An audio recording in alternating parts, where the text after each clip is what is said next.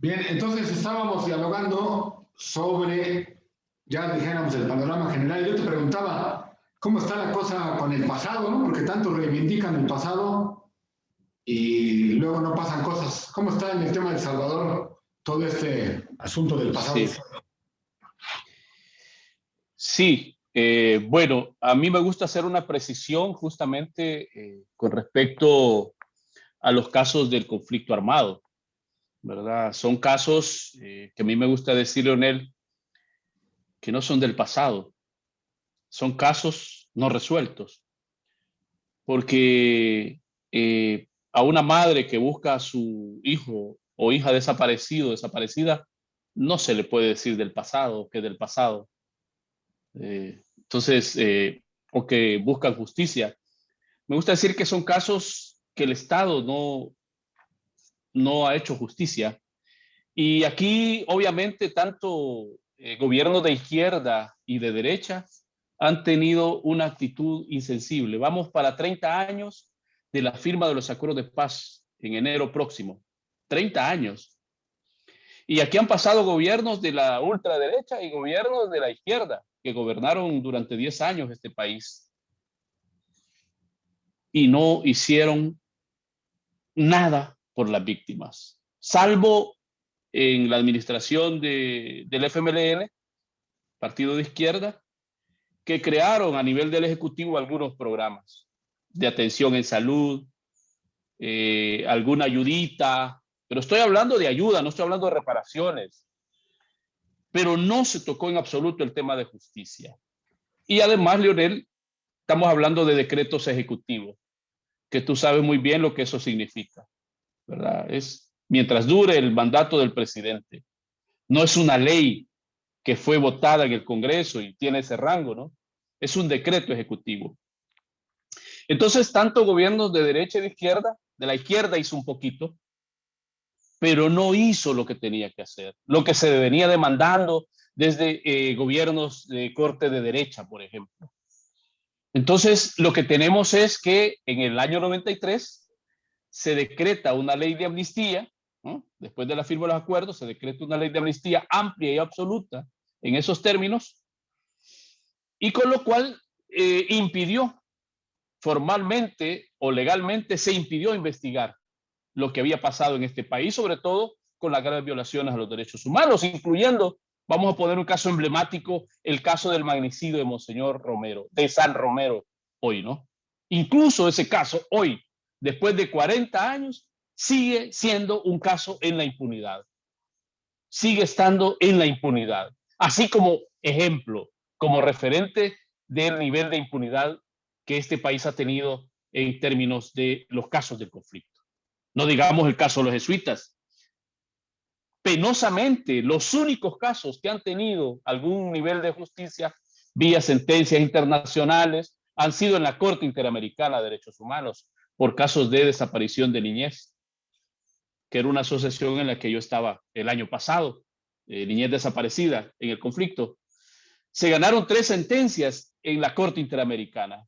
Se condenó al Estado de El Salvador por la desaparición de X cantidad de niños y niñas en manos del ejército. Y así otros casos. El caso de Coronel Montano, que fue recientemente, hace unos meses, enjuiciado en España por el caso de los jesuitas, en España, y fue condenado a más de 100 años, no recuerdo.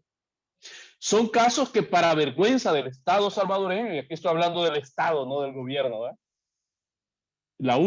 el único asomo de justicia que ha habido es justamente cuando las víctimas han ido a buscar ser escuchadas fuera y han sido escuchadas. Entonces, lo que tenemos es que una ley de amnistía impidió por más de 25 años investigar las graves violaciones de derechos humanos. Se encubrieron unos y otros, Leonel. Aquí, parejo, militares y mandos de la guerrilla.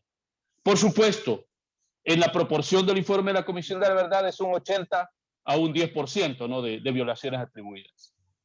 Creo que... Una pregunta sobre este tema. Dices tú que durante todos estos años ha habido cosas muy poquitas que se han hecho. Y dijiste, no se ha hecho lo que se debería de hacer. Y retomando esa frase de que no se ha hecho lo que se debería hacer, yo te pregunto, ¿qué es lo que se debería hacer? Justicia, Pero investigación. Sí, pónmelo más. investigación de la verdad. A ver, pongo así. Hace 5 años, justamente el 13 de julio de 2016, se derogó la ley de amnistía, con lo cual se decía, ya no hay obstáculo para que se investiguen las graves violaciones de derechos humanos que han estado ocultas.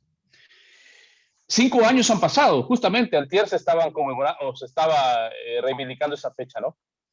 Entonces, cuando yo digo que no se ha hecho lo que se ha tenido que hacer, es porque no se ha hecho lo de fondo. ¿Qué significa eso? En esa derogatoria de amnistía se pedía que la Asamblea Legislativa tenía que dar una ley de reconciliación nacional que tuviera 4 componentes, que tuviera el componente de verdad, es decir, que se asentara la verdad de qué es lo que pasó. Si fuera tu caso, que a tu papá lo fueron a traer en la noche, hombres de civil con armas largas, etcétera, pues establecer la verdad significa eso. ¿Quiénes fueron? ¿Por qué?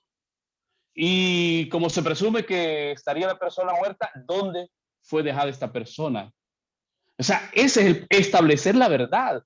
Las víctimas, a mí me gusta decir esta frase, las víctimas saben parte de la verdad, saben lo que les pasó, pero no saben por qué les pasó, no saben por qué fueron ellas objeto de torturas o desapariciones o ejecuciones extrajudiciales, no saben dónde dejaron el cuerpo de su familiar. Entonces, esa otra parte es la que el Estado debería haber construido desde un inicio que se firmaron los acuerdos de paz. Y ya el informe de la Comisión de la Verdad justamente decía, se debe conocer y reconocer la verdad de lo que pasó. Es el proceso de sanación. Y una vez estableciendo esa verdad, Leonel, entonces, ¿quiénes son los responsables? Y ahí tiene que haber justicia, porque aquí no estamos hablando de un robo de bagatela, de que una persona se llevó el celular. Estás hablando de crímenes de lesa humanidad, de la tortura, de la desaparición, de las ejecuciones masivas, como el caso de la masacre del Mozote, más de 1000 campesinos, sobre todo ancianos, mujeres y niños, asesinados en el norte del país. O sea, el soldado no se mandaba solo para decir que fue el soldado. Aquí se ha establecido en El Salvador que fue una estrategia deliberada por el Estado para atacar a sus adversarios. Entonces, cuando digo que no se ha hecho lo que tendría que haber hecho, no es darle $15 a una familia, a una madre, y se lo dan cuando podía, que eso es lo que hizo el FMLN. Darle a veces una canastita y se daba cuando había. No, estamos hablando de un tema de justicia. Entonces, no se ha establecido la verdad de graves crímenes como el de Monseñor Romero, los sacerdotes jesuitas. Se sigue ocultando y se sigue negando esa verdad. Y esto por altos funcionarios. Un expresidente que quería ser, era contendiente de Bukele, cuando le preguntaron sobre Romero, sobre Monseñor Romero, sobre el asesinato donde el fundador de su partido es el que montó el operativo, él dijo, son rumores, son rumores. O sea, estamos hablando de una impunidad que a mí me gusta decirla en varios niveles. Hay una impunidad jurídica porque no se ha sancionado a los responsables de grandes crímenes, ¿verdad? De campesinos, en fin, una impunidad jurídica, es decir, no se ha sancionado, pero también una impunidad histórica, porque se sigue negando lo que en este país sucedió o le sucedió a miles y miles de familias, en su mayoría de estrato campesino. Entonces, no se ha hecho de fondo lo que se tendría que haber, y por eso no somos una sociedad reconciliada. Hay una frase que la iglesia acuñó hace mucho y decía, firmamos la paz, pero no tenemos la vivencia cotidiana de la paz. Justamente porque se quiso hacer borrón y cuenta nueva. Y el proceso no es ese para que sanen las heridas. El proceso es conocer la verdad, reconocer la verdad, hacer justicia y solo entonces tú puedes decirle a las víctimas o familiares de víctimas si quieren dar el perdón. Pero aquí el perdón se quiso o se ha impuesto a las víctimas, que olviden, que perdonen, que ya no busquen. No es así. Por eso nosotros sostenemos que la impunidad de la guerra es una impunidad que tiene un continuo en el hoy, en los casos de impunidad que tampoco se investigan. Cuando tú no sancionas a alguien que torturó, que masacró, que ordenó exterminios de poblaciones enteras, tú estás alentando a que se sigan cometiendo este tipo de hechos. El Estado tiene la obligación, y aquí son los tres poderes, de haber hace 5 años emitido una ley de reconciliación nacional para que se investigara, para que se conociera la verdad, para que se llevaran a los tribunales aquellos que aparecieran implicados en graves violaciones de derechos humanos. Y ahí podemos después, estableciendo eso, buscar formas de indultos o lo que fuera, ¿no? Porque tampoco es odio y es venganza, pero sí es importante dejar precedentes. Por eso se habla de garantías de no repetición. Decir que el que tortura, que la tortura no es, ¿verdad? Que la tortura no es buena, que la desaparición. Y hoy, viniéndonos al hoy tenemos los nuevos desaparecidos. Tenemos los desaparecidos en el marco del conflicto de los años 70 y tenemos los nuevos desaparecidos. Aquí cada día desaparecen muchas personas. Oye, por tema de delincuencia, por de repente el joven ya no salió y ya no regresó a su casa, de repente él vendía o llevaba comida en su moto, se metió a una zona y de ahí ya no salió, está desaparecido porque su cuerpo no aparece. O sea, entonces toda esa impunidad acumulada, continuada, es lo que hoy también a este país no le permite llegar a esa, lo que podríamos llamar, a una verdadera reconciliación, porque los que fueron actores materiales e intelectuales de graves violaciones de derechos humanos no han querido reconocer esto que hicieron. Oye, a ver, me surge un par de preguntas sobre esto que nos has narrado, que nos duele mucho.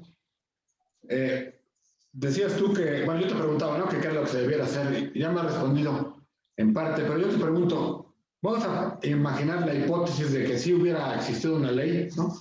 Se hubiera dado el paso legislativo correspondiente. Mi pregunta es, ¿el sistema judicial salvadoreño, las fiscalías, los tribunales, los detectives, los investigadores, hay un sistema, es decir, hay la estructura, el andamiaje jurídico para que se pudiera llegar al detalle de saber qué pasó con todas estas víctimas? Eso es lo primero.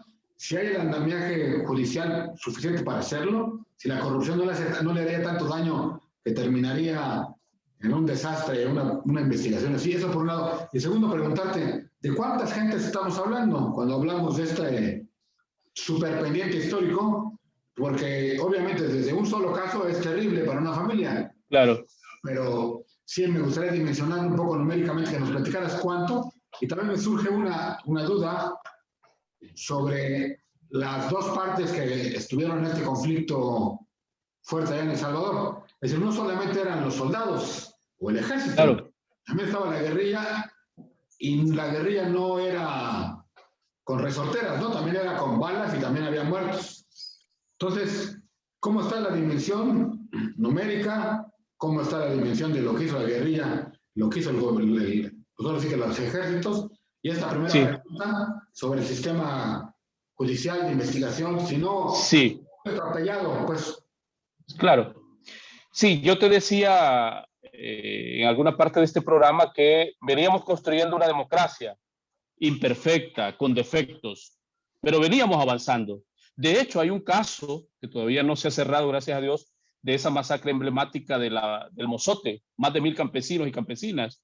Y ahí se había hecho una coalición, digamos, organizaciones de la sociedad civil, defensoras de derechos humanos, se mostraron querellantes junto con la fiscalía para procesar, fíjate tú, a 14 altos jefes militares de aquella época. Estamos hablando de ministro de Defensa, el jefe de la Fuerza Aérea salvadoreña, o sea, que sí se les llevó al banquillo, todavía ese proceso no ha concluido, tuvieron que ir a presentarse, ¿no? Todos estos altos funcionarios de aquella época, viceministros de Defensa, el ministro de Defensa, el jefe de la Fuerza Aérea y muchos mandos, ¿no? Esos eran 14 mandos militares que dirigieron la guerra durante 12 años. Y tuvieron que ir al juzgado, tuvieron que ir a presentarse. para que se les leyera, ¿no? La acusación, y nombraron a sus defensores, abogados. Yo creo que sí. Y además, el segundo, porque es una responsabilidad del Estado. Y aquí hago una acotación, Leonel. Cuando yo hablo de que se derogó la ley de amnistía hace 5 años exactamente, estoy hablando de una sentencia de la Sala de lo Constitucional, una sentencia del más alto tribunal en el caso de El Salvador, con lo cual las sentencias de la Sala son de obligatorio cumplimiento.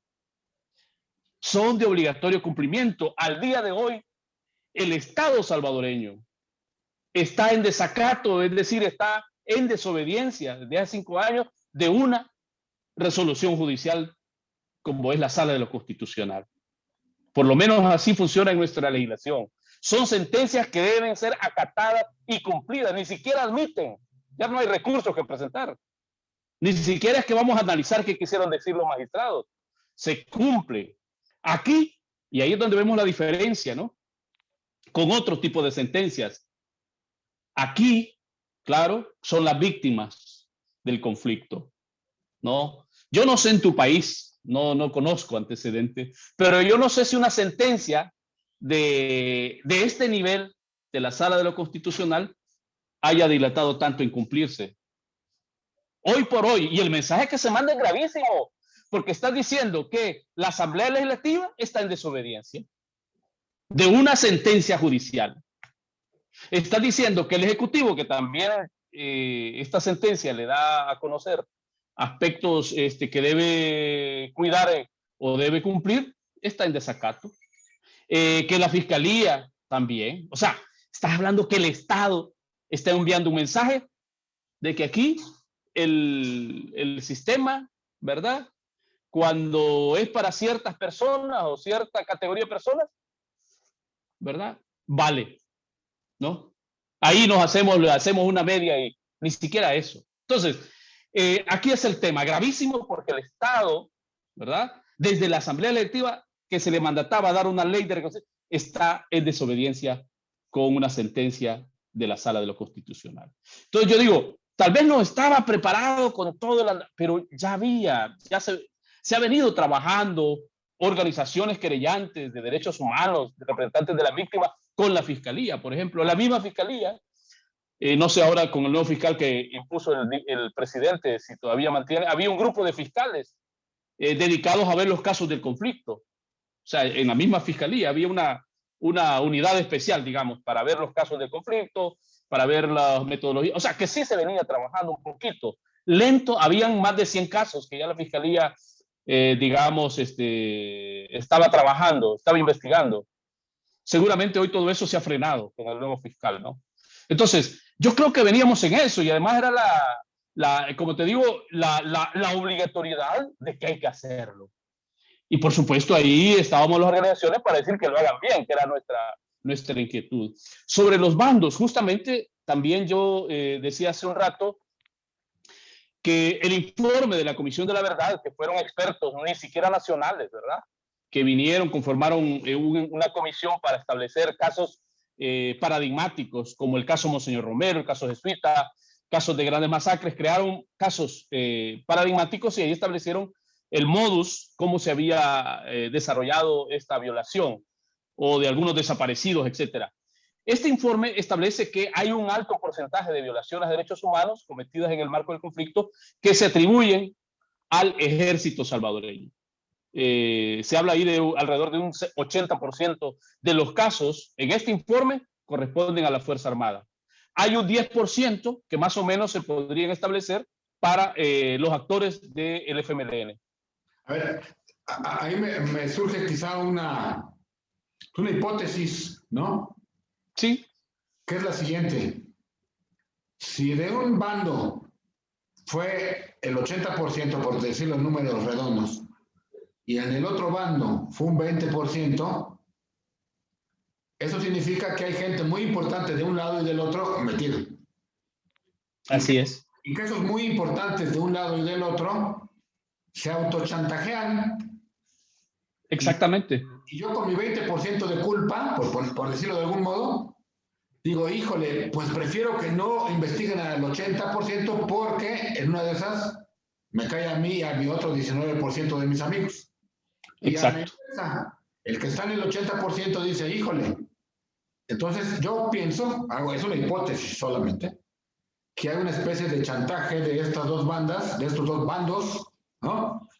Sí. Que primero en el corto plazo, pero hoy ya vemos que a la larga les ha beneficiado a Los quienes, dos. a quienes jalaron el gatillo para matar al 80 o los que jalaron Así el es. gatillo para matar a los 20. Y esto Sí. termina siendo tristísimo porque, como decimos en México, no gana ni melón ni sandía. Exactamente, tú has dado lo que significó, ahí está el origen, la génesis de la ley de amnistía. Ambos bandos se pusieron de acuerdo, lo que tú has descrito, esa hipótesis, ¿verdad? Se concretó porque la amnistía no estaba dentro de los acuerdos de paz. La amnistía no venía en los acuerdos de paz, fue un acuerdo entre los combatientes de uno y otro bando. Que dice, bueno, hagamos esta amnistía porque pues sí, ¿verdad? Como tú lo has dicho muy bien, te cubre a ti y me cubre a mí. Porque tú te preguntas si el FMLN estuvo en el poder 10 años. Y por eso yo decía, o sea, pudieron avanzar mucho, mucho más de lo que, ¿verdad? No se había hecho absolutamente, o de lo que hicieron, pues que fue una cosa más, un decreto ejecutivo para dar ayuditas, ¿verdad? A algunas, ni siquiera a todos, ¿verdad? Familiares de víctimas, etcétera. Pero no le entró a los temas gruesos. Decir, vaya, yo voy a promover que se derogue la amnistía. O sea, voy a trabajar para eso. Yo sé que hay cuadros de mi partido que estuvieron involucrados, pero lo que salga, lo que resulte, no. Un silencio activo, cómplice. ¿Ya? Exactamente. O sea, nosotros tenemos claro eso y tú lo has dicho muy bien. O sea, la amnistía fue un acuerdo, fue un pacto político entre ellos para cubrirse y se siguen cubriendo. Yo te voy a decir una cosa, nosotros lo hemos vivido hace 2 años, quisieron dar a raíz de esta sentencia una ley, pero no querían tocar el tema de justicia uno y otro, porque ahí estaba el FMLN con la bancada de 24 diputados Y y teníamos serias discusiones porque ellos querían dar una ley que se le diera a la gente las cosas, digamos, ¿verdad? Pero no que fuera el tema de justicia. Y ahí nos opusimos y por eso no dejamos pasar que tenían los votos para aprobarla. Uno y otro, derecha e izquierda, estaban de acuerdo. Eso hace 2 años. pero también hay que recordar a quien nos escucha aquí en nuestro programa de Foco Latinoamérica que el mismo Bukele era miembro del FMLN en su Sí, momento. fue alcalde por el partido. Y así como ahora dice él y dicen los de su partido de las nuevas ideas, ¿qué hicieron cuando estaban? Pues Sí, también le toca y, y, la crítica y cuando dice que el FMLN se portó mal, pues también él estuvo ahí. Entonces también claro. le toca parte de esa piedra que él avienta y pues se le regresa como boomerang, ¿no? Sí, y eso, como tú lo dices, ha sido ya 2 años de un estribillo que también ya todo el mundo le dice, miren, ya pues, el primer mes, segundo mes que lo digas está bien, pero ya 2 años y sigues diciendo, lo que tenemos es por culpa de los 30 años de los otros, ¿verdad? Entonces, de los mismos de siempre, o sea, ponte a trabajar. Yo creo que ahora ya mucha gente está diciéndole, ponte a trabajar. Ya deja de quejarte porque eso ha sido igual en la asamblea, es lo mismo, ¿no? Esto es lo que nos dejaron los 30 años de la derecha y de la izquierda. O sea, ya, pero ya eso ya está rayando al colmo para decirles, ya pues pónganse a trabajar o es que no tienen capacidad. O sea, pero lo que tú has dicho es una caricatura de la excusa, ¿verdad? Que se ha venido acuñando en estos 2 años de gobierno y 2 meses y medio de Parlamento. Oye, dime una cosa, una pregunta muy rápida y luego traigo una segunda. La guerra duró 12 años, ¿fue de qué año a qué año? 1981 al 92. Ok, del 81 al 92. Ahora dime. Sí, pero hay una etapa, digamos, pre-insurreccional o de preguerra de los 70, ¿no? Una represión salvaje. Justamente Monseñor Romero es asesinado en el 80, ¿verdad? En fin, pero la guerra formalmente, 81 al 92. Voy a esto. Te preguntaba hace rato que me dijeras, es muy triste hacer esta pregunta, pero ¿cuántas personas fallecidas Más o menos, se tiene calculada. Sí, se habla de asesinados, estamos hablando de víctimas civiles, no estamos hablando aquí de combatientes, sino personas civiles que murieron en bombardeos, masacres, alrededor de 75,000, 80,000 personas. Bueno, Desaparecidos y desaparecidas que no se sabe, ¿verdad?, de su paradero, si dónde quedaron sus cuerpos, si fueron asesinados. Estamos hablando de alrededor de 8,000 desaparecidos y desaparecidas. entonces, Solo de niños y niñas, alrededor de 3,000. si lo sumamos esto, nos da, por poner los números redondos, 80,000 compatriotas tuyos que fallecieron, por desgracia, en esta guerra. Sí, Que no, víctimas de la guerra. que no es justificable nunca la guerra. Pero bueno, a ver, entonces yo me pregunto, 80,000 personas fallecidas implica 80,000 mamás, Sí, una cantidad impresionante de hermanos, una cantidad impresionante de familiares, y no decir de amigos, es decir, creo yo que toca a una población gigantesca de salvadoreños tener el recuerdo del primo, del sobrino, del papá, del abuelo que del falleció, esposo, la esposa. o la esposa que fallecieron. Adultos otros, jóvenes otros. Así es. Niños de brazos a veces, de meses. Pero yo digo, Fíjate, Leonel, para decir, yo pude conocer en mi trabajo de la organización que estaba a una madre que le desaparecieron 5 hijos y todavía lo sigue buscando, algunos de meses, qué barbaridad. ¿verdad? Niños de 2, 3 años, 5 hijos, ¿verdad? Esta madre, imagínate cómo ha sido su vida desde que fueron desaparecidos en el 80 y algo, cuando estaba el fragor de la guerra, ¿no? En su desarrollo. O sea, ¿qué le dices a esta madre? Y además ¿Te olvide? seguramente era una mamá joven y ahora, pues ahora sí que con el paso de los años pues empieza a ser ya un adulto mayor. Claro, tú sabes que en el campo la gente se acompaña muy temprana, edad, 16, 17 años, si no antes. No, pero lo que voy es que finalmente un proceso que fue del 81 al Sí, 92, o sea, sí, los primeros muertos, dijéramos, del 81, estamos hablando que han pasado 91, 2001, 2011, lleva para casi 40 años de estas masacres, y alguien que era de 40 años, dijéramos, y que sí, pues ahí es una persona de 80, ¿no? Es decir, ahí ya también gente que toda su vida prácticamente ha estado con un dolor tan grave. Y mi pregunta es, ¿no existe una especie de, ¿cómo llamarlo? Una resignación como que en negativo, no en positivo, porque una resignación es como en positivo, ¿no? Es decir, ya logré superar un poco el grave problema, pero no también se ha provocado como un dolor más fuerte en esas familias por no tenerlo resuelto y haya provocado también una piel dura, dijéramos, en esta sí. población que ha sufrido esto. Sí, algunos, por ejemplo, conozco amigos que están en un colectivo que se llama COPES, Comité de Expresos Políticos, que estas personas eran detenidas y eran llevadas a las cárceles y eran torturados, ¿verdad? Les aplicaban ahí las peores torturas, ¿verdad? Todos ellos cuentan que tienen secuelas, pues, ¿verdad? Algunos tartamudean, otros siguen con sueños, ¿verdad? Es decir, se les viene, o sea, las secuelas, ¿verdad? O sea, por ejemplo, en los torturados, que están vivos, ¿verdad? Estos ex presos políticos que eran sindicalistas o porque simpatizaban, este era el crimen, ¿no? O porque como maestros estaban pidiendo una reivindicación laboral o gremial. O sea, estos eran por los que te capturaba la policía, la Guardia Nacional de aquella época, y te metía a las cárceles a veces clandestinas y con suerte te dejaban con vida, pero con graves torturas, ¿verdad? Personas que, bueno, a las mujeres les hacían cosas indescriptibles, ¿verdad? Entonces, y por ejemplo, estas personas, ¿verdad? O sea, se les fracturó su proyecto de vida. Porque, y por supuesto que no hay un programa nacional de atención psicosocial, ¿verdad? Que donde puedan ir y ir sobrellevando este dolor, estos sueños, ¿no? Todo esto. ¿Qué pasa con las madres que han perdido a sus hijos? Estaban tiernos. Pues las preguntas ahí están, los sueños ahí están. ¿Cómo será? ¿Dónde estará? ¿Estará vivo? ¿No? ¿Se parecerá a mí? ¿Verdad? O sea, yo he participado en varios reencuentros de estos que fueron desaparecidos niños después ya de adultos, 35, 40 años, y se vienen a dar el abrazo físico. Es una cosa indescriptible, ¿verdad? Pero ¿cuántos no han podido cerrar ese proceso? Se siguen preguntando. A mí me gusta decir que en el caso del caso del conflicto y ante la inacción del Estado, ¿verdad?, para resolver esto, no para pasar la página en automático.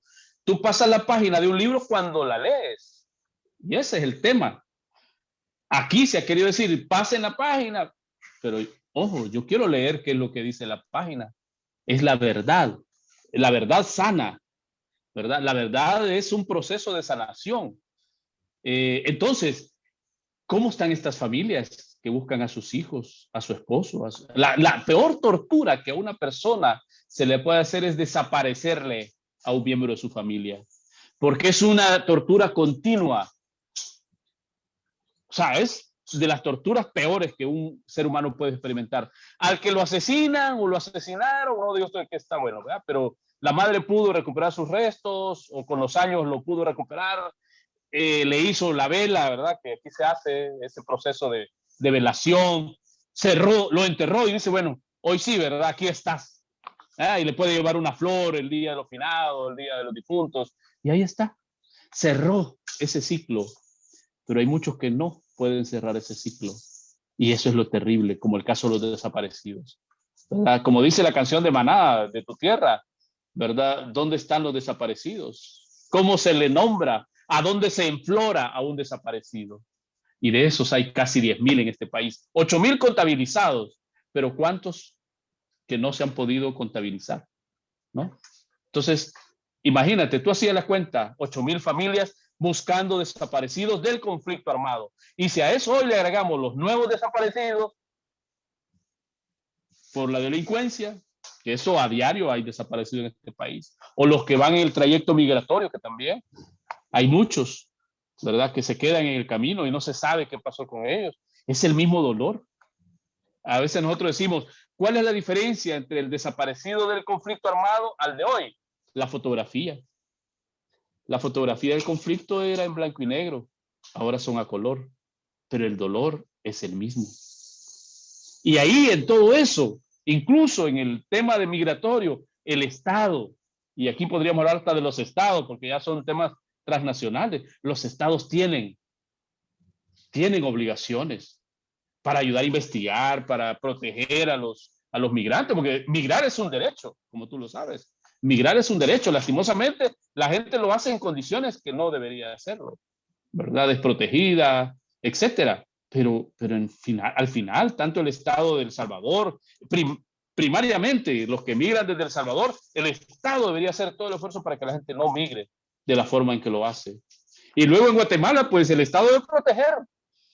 Tenemos una Carta de Ciudadanía, que es la Declaración Universal de Derechos Humanos, en el cual todos y todas nos reconocemos como seres humanos, con la misma dignidad, sea hondureño, salvadoreño, mexicano, todos y todas tenemos esa Carta de Ciudadanía. Y los estados tienen que proteger en El Salvador, en Guatemala, en México, etcétera, ¿no? Donde esté un migrante. Entonces, hoy, al caso de los desaparecidos del conflicto, hay que sumarle, tristemente, los desaparecidos por causas migratorias o por la delincuencia o por las malas pandillas que también, por eso tú vas a ver en algunos artículos que ha disminuido y es posible que sí, ¿verdad? Los homicidios, pero también a la par se disparan los desaparecidos. Y en suma, un desaparecido, lo decía un experto, después de 5 días, 8 días que no sabe de un desaparecido, es que lo más seguro es que está muerto. Sí, que ya no va a aparecer. Oye, a ver, ya para ir cerrando, mi pregunta es, bueno, hace rato que hablábamos de cómo el presidente Bukele ha, dijéramos, prácticamente absorbido a los otros poderes. Yo me quedé pensando en aquella frase que dicen del cuarto poder, ¿no? Que es la prensa, etcétera, ¿no? Y yo también fuera de cámaras te preguntaba yo ayer sobre el tema de cómo estaba la iglesia, las universidades y las acciones intermedias que no son el Estado y que no son los individuos. Sí. Pero estos temas que hemos platicado, que para mí, por ejemplo, son muy dolorosos recordarlos, nada más en términos de la dimensión numérica, a mí lo personal, claro, es algo grave. Pero mi pregunta es, en la prensa, en la discusión, bueno, la discusión, sí, en la discusión o el debate escrito de los medios, etcétera, ¿está este tema? ¿O hay ya una especie de autocensura que esos temas ya se han medio sacado de las cámaras, de las estaciones de radio, de los periódicos y de la conversación colectiva? Sí, no, realmente se ha logrado mantener el tema, tanto en la prensa. Yo te compartí un comunicado que salió justamente el día 13 y los medios acuden, le dan cobertura, hablan de los casos no resueltos del conflicto. O sea, se ha logrado posicionar, hay a veces páginas completas que algún medio, ¿verdad? Impreso o digital, le dedica a este esfuerzo que todavía se lleva pues, desde los colectivos de derechos humanos. Hay una prensa pro, digamos, ¿verdad? Pro este tema, ¿no? Se ha ido trabajando, no es que todo el tiempo ha sido así, ¿verdad? Porque antes había medios de derecha, por decirlo así, que uno mejor no los invitaba porque te sacaban una cosa distorsionada o fuera de contexto, ¿no? Pero eso ha ido cambiando. En los últimos... El 80%. En los últimos años ya eso ha ido cambiando porque se hacen talleres desde las organizaciones con ellos, ¿verdad? El tema de género, el tema de memoria histórica, hay foros a cada momento. Entonces ha sido un proceso de ir construyendo también desde las organizaciones todo un vocabulario incluso, ¿no? De cómo, de esto un poco que decía, no hablar de los casos del pasado, porque eso es como, ay, eso ya pasó. No, los casos sin resolver del conflicto, ¿verdad? O sea, es decir, porque no, el pasado es un presente hoy, ¿verdad? Para las víctimas no es pasado, sino que es un presente, lo que justamente, como tú decías, te has sentido interpelado igual, ¿verdad? Duele hablar de estas cosas, pero es que hay que hablarlas, ¿verdad? Aquí no es el tema de borrón y cuenta nueva. Entonces, la prensa sí es pro estos temas, claro, no ha sido gratis, ha habido que hacer trabajo mucho con medios, ¿verdad? No solo progresistas, que ya son más afines, sino también con medios que antes podría decir eran como adversos un poco a esta temática. Hoy hay bastante sentido, hay una línea editorial de no atacar, por ejemplo, ¿verdad? El esfuerzo que hacen las organizaciones en estos temas. Al contrario, creo que uno cuando busca entrevistas encuentra mucho apoyo. Si uno dice que queremos hacer un reportaje, pues sí, generalmente encuentra estas posibilidades. Ya para cerrar el tema con temor a ser muy malvado mi pregunta, cuando a esta gente, a los familiares de todas estas personas que fallecieron, conforme han pasado los años, seguramente el asesino material o el que lo planeó, muchos de ellos también en la propia guerra murieron. Seguramente en esos 80,000 hay muchos que también murieron, sí. ¿no? En consecuencia, ya no voy a inventar un nombre, el señor Pedro, asesino del pueblo de no sé dónde. Así es. Que era a la vez soldado del ejército y que tenía a un jefe que era el comandante Pérez, por ponerle un nombre inventado. A lo mejor ya murió ese comandante Pérez, o a lo mejor el otro, el señor Pedro, que era el que asesinaba, ya también murió, y su familia a lo mejor se mudó y se fue a otro lado.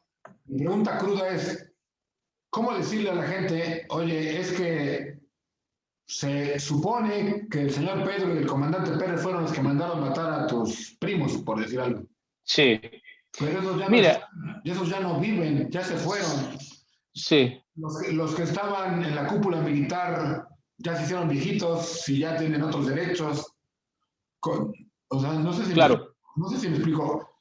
Es bien, Sí, hay, de verdad, en todos los casos. claro, hay casos como los que mencionas, de fallecidos, personas victimarios que murieron en acciones militares, incluso el del Mozote, por ejemplo, Domingo Monterrosa, coronel, murió en una emboscada que le puso la guerrilla, ¿verdad? Pero mira, aquí hay dos niveles. Yo creo que es el nivel, como te decía, del Estado, que construyó una estrategia de ataque a la población civil, bombardeos indiscriminados creyendo que ahí estaban los guerrilleros, por decir, o que ese pueblo apoyaba, ¿verdad? Esas eran las justificaciones, que ahí alimentaban a la guerrilla y por eso había que ir a bombardear y acabar tierra arrasada. Las consignas de los operativos, ¿no? Lo que se mueve, se muere. Esa era la consigna que van los soldados. Aquí hay un tema de la responsabilidad personal, individual, pero también de la responsabilidad institucional. La Fuerza Armada es del Estado salvadoreño. Es una institución que está incluso en la Constitución de la República. Aparece ahí la Fuerza Armada. Entonces, aquí lo que las víctimas dicen, mire, y esto es parte del proceso de sanación y de reparación. A mi hijo lo mataron, a mi esposo lo mataron, en fin, se lo llevaron diciendo que era malo, ¿no? Que era terrorista, porque ese era el título, ¿no? Decían que era subversivo terrorista. Mi hijo era profesor, o mi esposo era profesor. Yo lo que quiero que me diga el Estado es que él no era malo, que a él lo mataron injustamente. ¿Ah?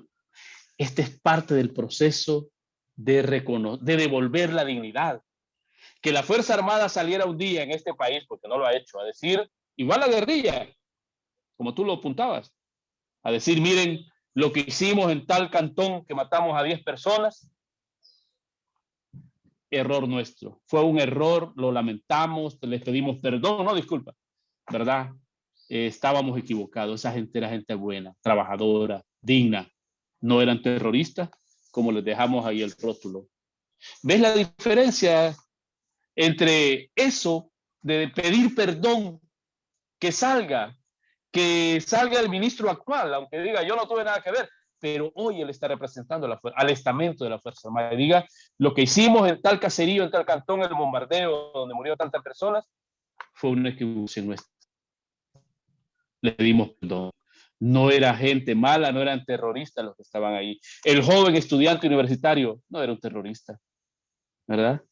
No era un terrorista, era un joven bueno. ¿Eh? Esa madre, ¿cómo crees que se va a sentir? O esa familia, ¿cómo se va a sentir? Esa es parte del proceso, es devolver la dignidad, no solo a la víctima que fue mancillada, ofendida, su honor, sino también a la familia.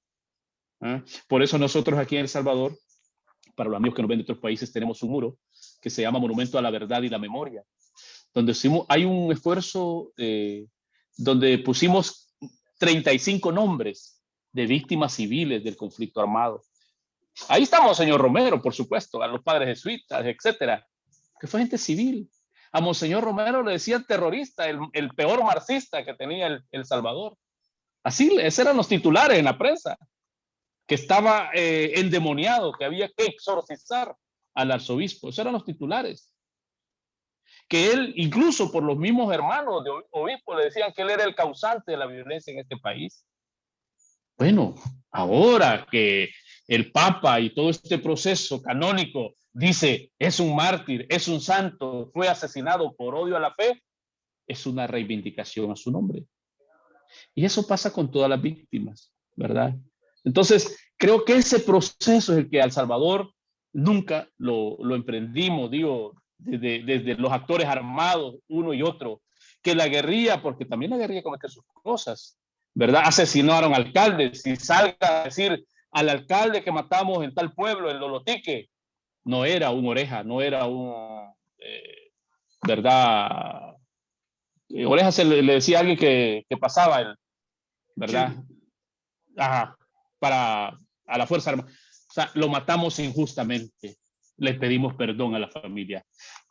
Leonel, eso es justicia, en otras palabras también, ¿no? Eso es reparación moral a la víctima, aunque ya no esté viva, por supuesto, pero también a la familia.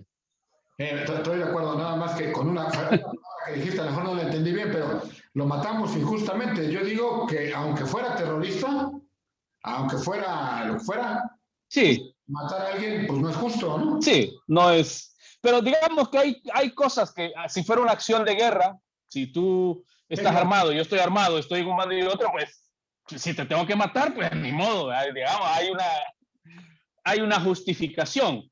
No se justifica que yo armado mate a un herido, por ejemplo, aún siendo combatiente.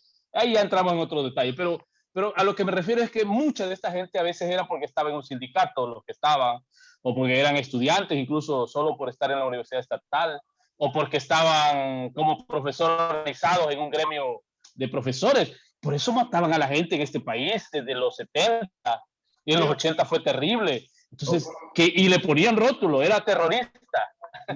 Y del otro lado nos mataban nada por ser parte del sistema, dijéramos, ¿no? Entonces era alcalde. Claro, Era alcalde, exactamente, alcalde y por lo tanto era malo, ¿no? Y por lo tanto me lo voy a ejecutar. Exactamente. Y mucha gente murió así, de uno y otro bando, ¿verdad? Que los acusaban de ser infiltrados, orejas, o, ¿verdad? O que eran terroristas, ¿verdad? En fin. Bueno, entonces, creo que ese proceso, dentro de la complejidad que significa un proceso, justamente la ley de la que hablamos hace un rato, debería haber dado los parámetros de cómo ir haciendo esos procesos de reconciliación. Que la Fuerza Armada fuera un pueblo y dijera, aquí bombardeamos X día del año tal, y no era gente mala la que vivía acá, eran campesinos y campesinas. Venimos a pedirles perdón, y vamos a hacer un acto, como en la confesión, ¿no? Vamos a hacer un acto de reparación, nos vamos a cortar el presupuesto para no comprar armas en 5 años y vamos a hacer escuela, vamos a hacer un instituto acá, en este pueblo, como parte de la reparación material. No hay agua en este pueblo, vamos a traer los ingenieros de la Fuerza Armada y van a romper aquí para que haya agua. La calle es de tierra, la vamos a pavimentar como Fuerza Armada. Son medidas morales y materiales de reparación. Claro. Muy bien. Es un tema que ojalá pues se haya comprendido, pero lo que sí, pues nos hemos quedado atrapados, ¿no? Yo por eso digo lo que el informe de la Comisión de la Verdad decía. El camino es el siguiente, decía la Comisión. Hay que conocer y reconocer la verdad. Y que se sancione a los responsables de uno y otro bando. Eso lo decía el informe de la Comisión. En 1993, 5 días después, Leonel, se dio la ley de amnistía, ¿no? En vez de decir, qué bueno que tenemos un informe que nos da una luz, sigámoslo, ¿no? ¿Verdad? Como yo ahora voy a cerrar este libro y descalifico ese informe. Sí, claro. No, pues es muy triste la historia esta, pero bueno, pues hay que comprenderla y entenderla y trabajar. Claro. Y nosotros aquí en nuestros espacios del Focus, pues es un poco lo que queremos, que claro. poquitos o muchos que nos oigan y vean, entiendan que hay una realidad latinoamericana más allá de mi entorno mexicano, en mi caso, o en tu entorno salvadoreño, y que hay otras cosas que han pasado y que a todos nos sirven entendernos mejor, porque luego nada más nos vemos.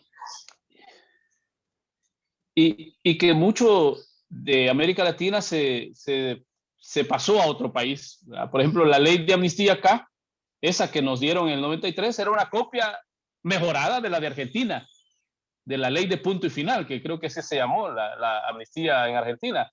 Pues la de acá fue una versión mejorada de eso. Aquí era ley de amnistía amplia, absoluta y general. O sea, así, en esos términos, ¿no?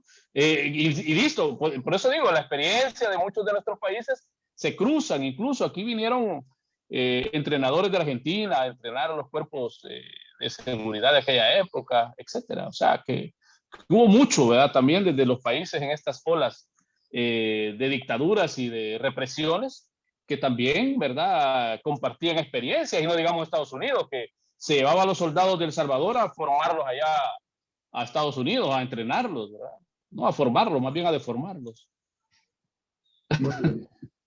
Claro. Sí, son realidades que hoy pues también uno puede entender cómo desde ahí hay muchos procesos que se vinculan. Como yo decía, la impunidad, si no se trabaja, si no se corrige, sigue alentando el cometimiento de crímenes, y hoy en El Salvador seguimos asistiendo a desapariciones por múltiples causas, ¿verdad? Por múltiples causas, pero al final son desaparecidos y desaparecidas. Muy bien, José Roberto, pues te agradecemos mucho estos momentos de plática, de reflexión, de ver la realidad del momento, pero también la parte histórica, que es muy importante. Y espero que pronto nos volvamos a ver y hacer más reflexiones. Sí, y solo decir que también en medio de todos estos procesos hay luchas, hay dinámicas esperanzadoras, ¿verdad? Y yo creo que eso también es importante dejarlo claro. Tenemos que seguirnos juntando, ¿verdad? Desde cada país, desde los colectivos pequeños, para seguir conspirando por el bien común. Yo creo que eso tiene que ser importante. O sea, así como hay estos problemas que yo he tratado de dibujar un poco, de narrar, también hay la otra parte que son todas esas luchas, todas esas esperanzas que como dice un canto por ahí, hay que seguir andando nomás. Sí, hay otra humanidad, dijéramos, ¿no? Que es Claro, claro. la que construye el futuro de las próximas generaciones. Pues gracias. Así es. Gracias hasta la capital de El Salvador, a José Roberto Lazo Romero, por este interesante diálogo y conversión. Gracias, José. Gracias, Leonel, a ti y al espacio y por ser voz también de estas luchas, de estos procesos. Un abrazo a los amigos y amigas. Gracias a ti.